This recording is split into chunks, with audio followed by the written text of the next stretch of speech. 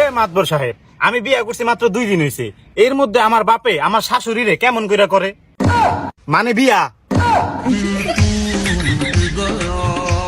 কপালে লাথি মারি বেড়া, তোর কাছ থেকে আমি ভাত কাপড় চাই বেড়া। এ আপন ভাই, কামটা করলা কি? এই মিয়া, আর লজ্জা দিয়েন না, হ্যাঁ আমারে চাইছে, আমিও হেরে চাইছি। এটাও কি সম্ভব? আমার বাপে যদি আমার শাশুড়িরে বিয়া করে, আমার বউ হের মাইয়া হয়ে গেল না, আর আমি তো হের আগের থেকে পোলা আছি, তাহলে আমরা 2 জন ভাই বোন হয়ে গেলাম না? তাহলে তো সম্পর্কের মধ্যে করাত বাসছে। এমন একটু মানাই সানাই নে না। কেমনে মানাই নিমু? আমার শ্বশুর বাড়ি আমার বউর শ্বশুর বাড়ি একই জায়গায়। শুধু কি তাই, আমার বাপের শ্বশুর বাড়ি আমার শ্বশুর বাড়ি তাও একই জায়গায়।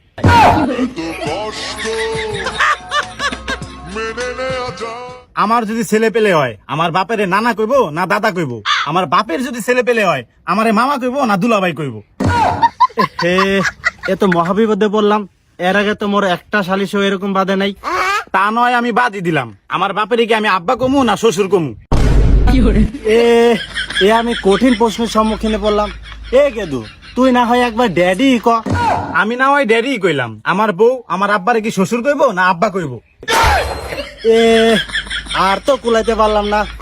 হর বেটা, বাতাস লাগতে দে।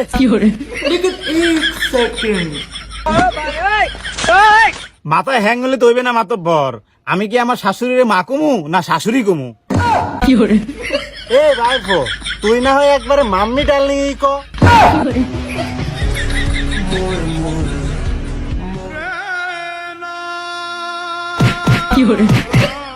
এ একটু মানে সানা নে না রে বাবা, আমারও তো সংসার আছে, আমার বাড়ির যাইতে হইব বাবা।